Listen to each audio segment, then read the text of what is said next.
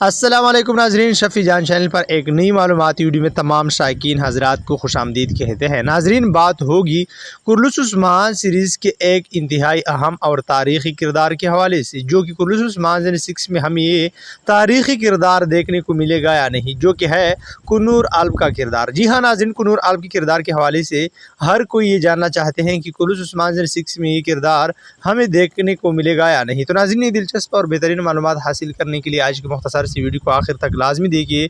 साथ साथ वीडियो को लाइक और शफ़ी जान चैनल को सब्सक्राइब भी करें, ताकि कुर्लुस उस्मान सीरीज़ के हवाले से कोई भी लेटेस्ट अपडेट्स आप लोगों से मिस ना हो जाए।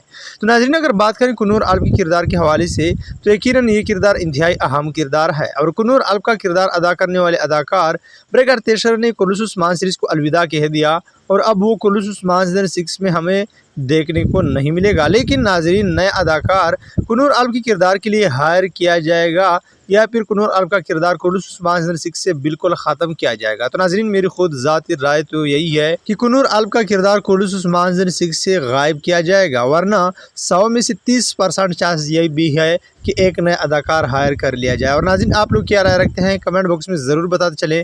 और अब मैं यह चाहता हूँ मिलते हैं एक नई मालूमाती वीडियो के साथ। तब तक खुदा हाफिज़।